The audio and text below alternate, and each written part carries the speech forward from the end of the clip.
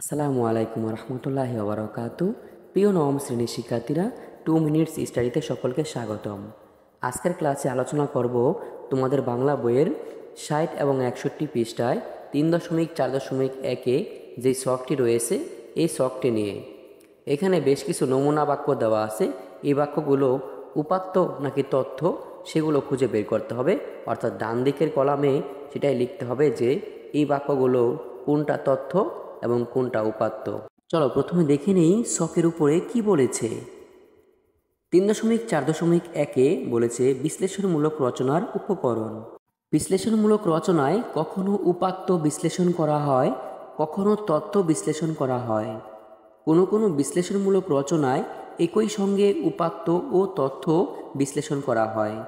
নিচে কিছু নমুনা দেওয়া হলো, এর মধ্যে কোনটি উপাত্ত এবং কোনটি তথ্য তা ডান কলামে লেখো। প্রথম দুটি করে দেওয়া হলো। দেখো প্রথমটি বইতেই করে দেওয়া আছে, তবুও আমরা একটু দেখে নিই। মাইকেল মধুসূদন দত্ত 1824 সালে জন্মগ্রহণ করেন। ঈশ্বরচন্দ্র বিদ্যাসাগর 1820 সালে জন্মগ্রহণ করেন। বঙ্কিমচন্দ্র চট্টোপাধ্যায় 1834 সালে জন্মগ্রহণ করেন। এটি হচ্ছে একটি উপাত্ত। এবং 2 নম্বর বাক্যে বলা হয়েছে ঈশ্বরচন্দ্র বিদ্যাসাগর, মাইকেল মধুসূদন দত্ত ও বঙ্কিমচন্দ্র চট্টোপাধ্যায় তিনজনই 19 শতকে জন্মগ্রহণ করেছেন। এটি একটি তথ্য।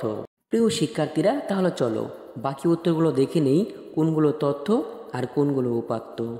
প্রিয় শিক্ষার্থীরা দেখো 3 নম্বরে বলেছে স্কুলের নাম আর প্রতিষ্ঠাকাল। বেশ কয়েকটি স্কুলের নাম এবং প্রতিষ্ঠাকাল দেওয়া আছে, যেমন ক উচ্চ বিদ্যালয় 1920 সাল, খ উচ্চ বিদ্যালয় 1942 সাল, গ উচ্চ বিদ্যালয় 1968 সাল এবং ঘ উচ্চ বিদ্যালয় 1982 সাল। এটি হচ্ছে একটি উপাত্ত, কারণ বিভিন্ন ধরনের উপাত্ত দেওয়া আছে।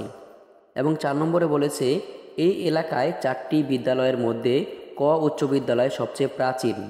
এটি হচ্ছে একটি তথ্য।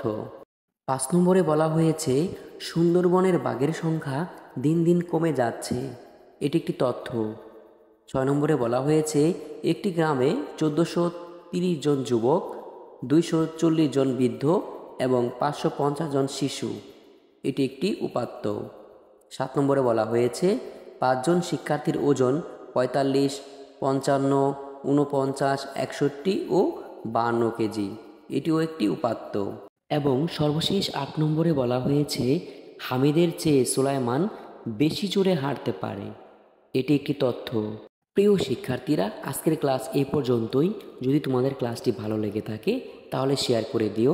আর যারা চ্যানেলটি এখনও সাবস্ক্রাইব করোনি তারা চ্যানেলটি সাবস্ক্রাইব করে বেল আইকনটি প্রেস করে রেখো নতুন নতুন ভিডিও পাওয়ার জন্য। পরবর্তী ভিডিও দেখার আমন্ত্রণ জানিয়ে আজকের ক্লাস এখানে শেষ করছি। ধন্যবাদ সকলকে।